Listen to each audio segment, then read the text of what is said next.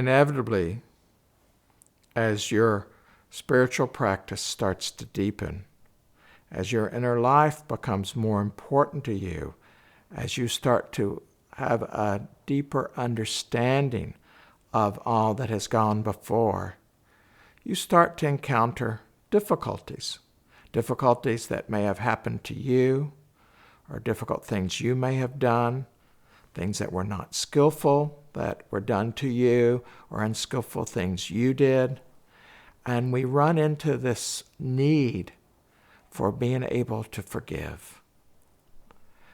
There's a beautiful practice in Buddha Dharma of forgiveness. But the very topic can make some people quite nervous. There's a feeling of, I can't forgive so-and-so for what they did to me. I'll never be able to forgive. I don't want to forgive even, because I would then lose my sense of outrage. Forgiveness is actually different than you may assume. Forgiveness is not that you give up seeking justice if something that unjust happened. No, you can continue with that. But rather, forgiveness is about not closing the heart, not carrying around the burden that someone's actions have been to you in some way. We do forgiveness practice oftentimes as the prelude to doing the loving kindness, or what's called the metta meditation, where we're practicing the mantra of loving kindness towards others. And we start with the forgiveness practice because it is said that insofar as the heart is not forgiven, it is then closed to letting the loving kindness fully flow.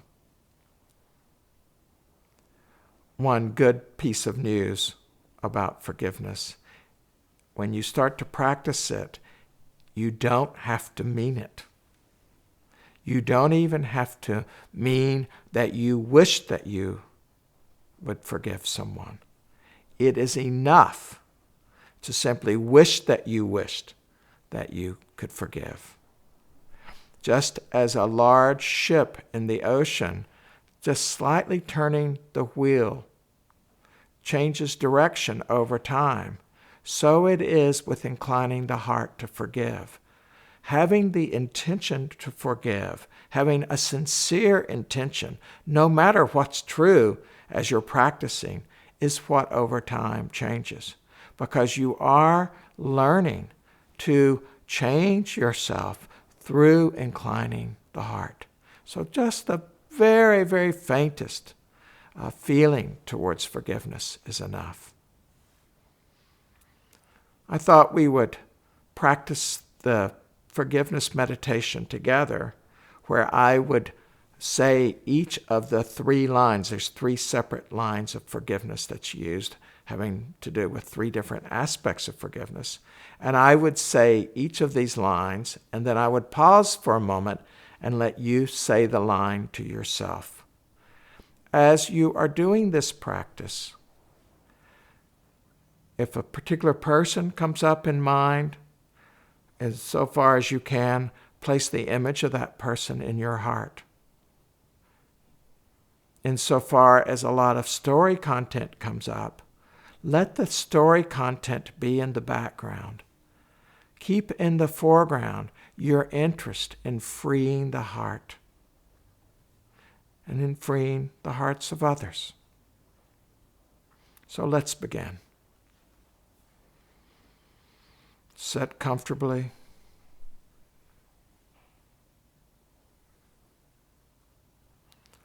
For any harm I may have caused others, knowingly or unknowingly, through my thoughts, words, and actions, I ask their forgiveness.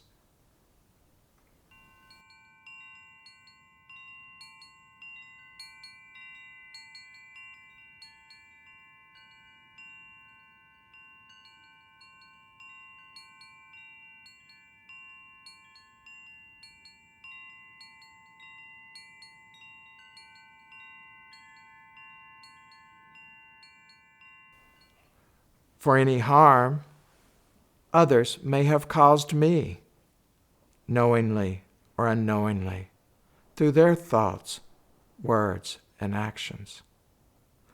I forgive them as best I am able.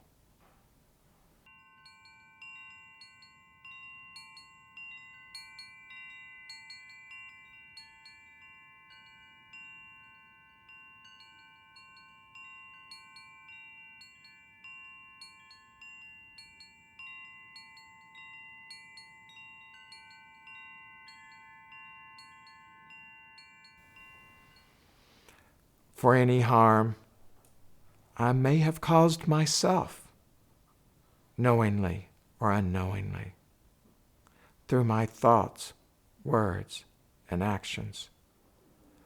I forgive myself as best I am able.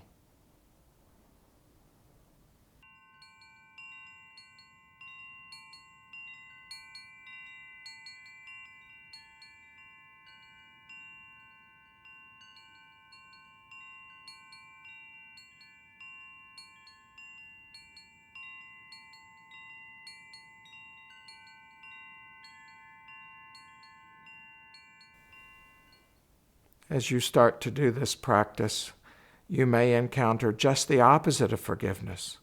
You may encounter outrage. You're totally filled with a fury towards someone, or self-loathing.